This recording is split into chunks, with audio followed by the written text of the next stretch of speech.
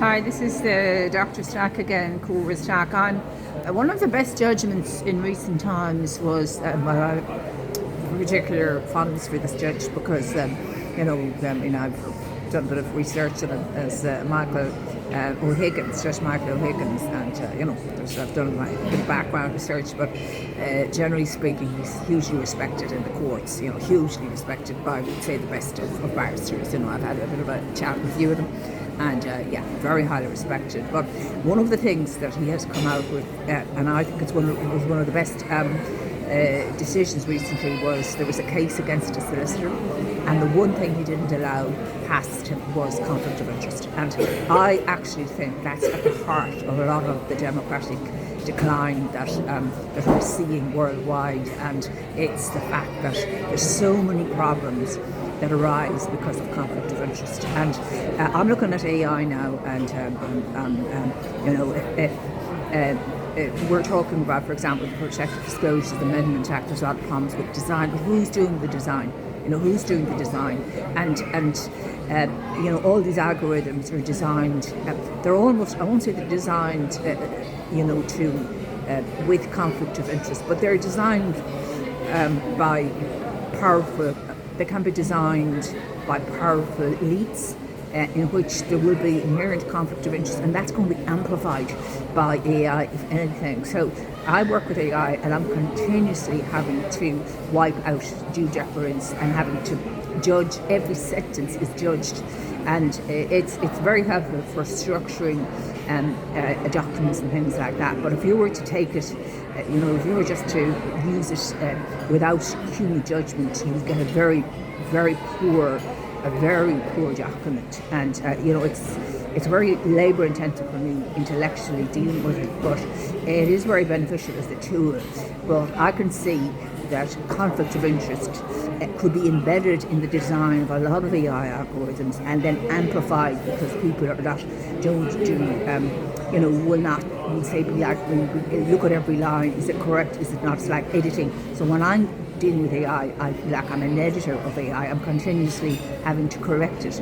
And this, of course, is what good adjudication is about. It's what's appeal about. It's about correcting what is deemed or which is claimed to be incorrect.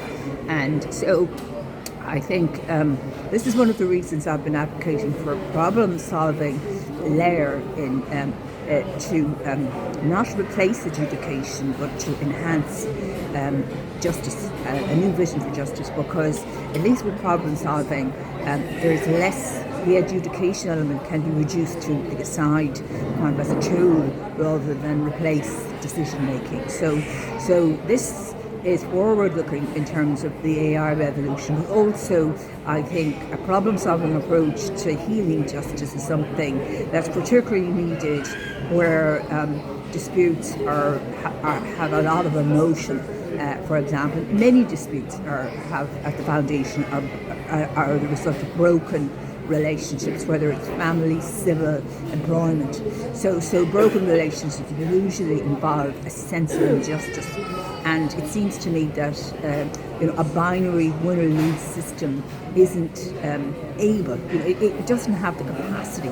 The vast majority of judges do not have the capacity to deal with emotionally laden, complex disputes. So therefore it's unfair perhaps to expect the justice system to be able to resolve conflicts that it's not able to resolve. And so I think judges might be saying, or the legal system might be saying, that Dr. Stack is trying to change the legal system. No, I'm not.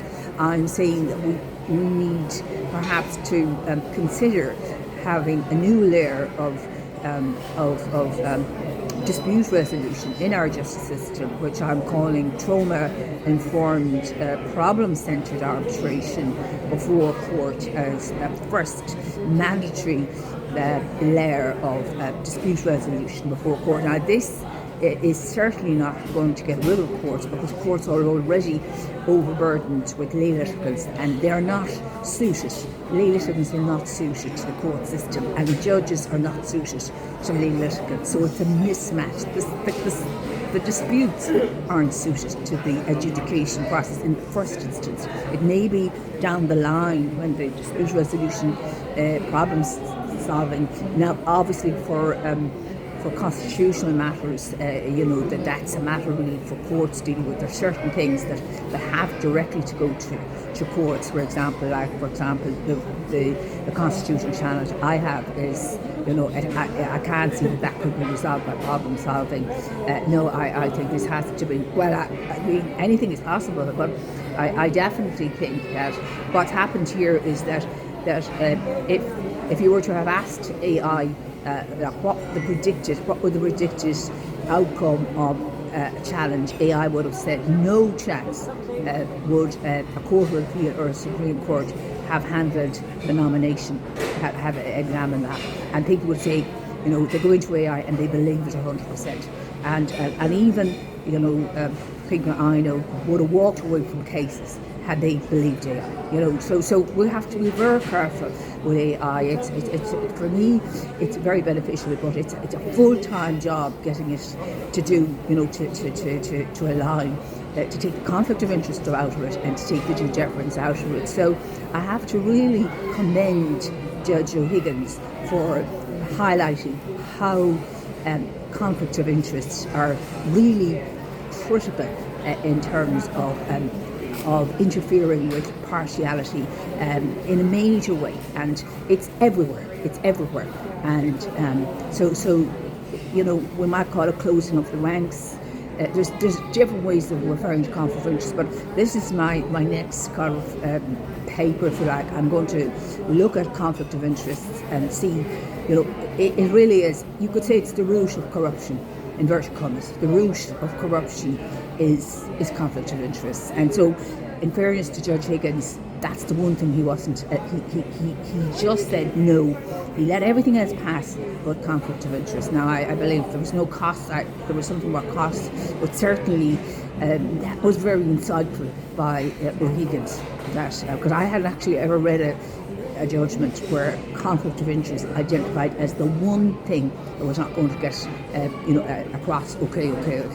All right, I'm not sure how the cost went in that case, but certainly it did flag to me that really this judge understood how deep conflict of interest can be in terms of partiality or destroying partiality or impartiality and contributing to lack of fairness, lack of justice, lack of everything.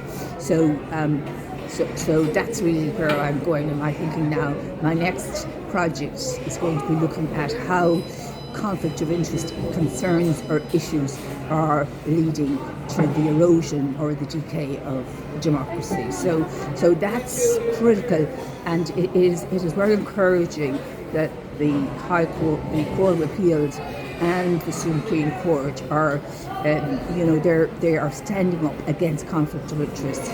I won't say against it, but they are showing that they are not going to be influenced by conflict of interest concerns, and I think that's really encouraging, and that's really the sign of integrity to say, I'm putting my conflict of interest to one side, and I'm not going to allow that to influence my decision. I'm going to that's going to put that aside, and I'm not conflicted. I'm going to act in a way where I'm not going to allow that to influence my decision. So that's where I am in my thinking now, and I hope I'm very clear myself that it's not just a nomination issue. The nomination process is part of the election process, and then once the nomination process, if that has been defective, that automatically implies what I said earlier, that the election process is defective, which means the election is defective, but certainly the president cannot be removed, and that's the fact. But that does not mean that there shouldn't be a decision on a decision that the election was defective, the process was defective, and the nomination was defective.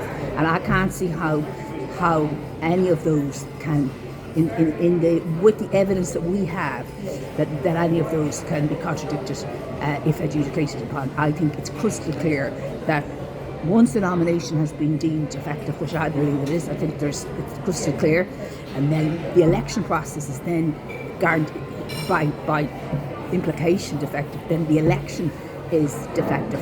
But that that that does not mean that the Constitution guarantees that the President cannot be removed. But what can happen is that the Supreme Court can decide, can make recommendations for future procedures through the courts that they can adhere to if this happens again, or decide what needs to be done to ensure to mitigate the risk or minimise the risk of this happening again, and that would be correcting what hasn't been corrected. And I think this is very important for democracy that this is done. So I'm very clear that it's not just the nomination. Once the nomination, the election process, the nomination is what we call the mathematical subset of the election process. The election process then includes the nomination, what happens after that, and the election. But the Article 12 guarantees the finality of the election in terms, but there is a question mark over what the High Courts did. There is a question mark over what they did, but I'm not in a position to make a judgment on that. But there is a question mark. But there is also the question that perhaps they didn't have the procedures. But putting me in that hole on the 23rd of October, was that very similar to what the Professor of Criminology did, if you knew what he did? Very, very similar. Well, what happened at Professor of Criminology? And where is he now? And was it something to do with whistleblowers?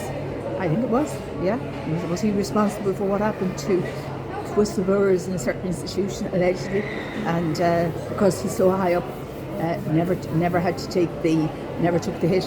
Well, let's whistleblow. Let's do the whistleblowing on perhaps who really should have been brought to account for the appalling treatment of whistleblowers in a certain university when others took the hit.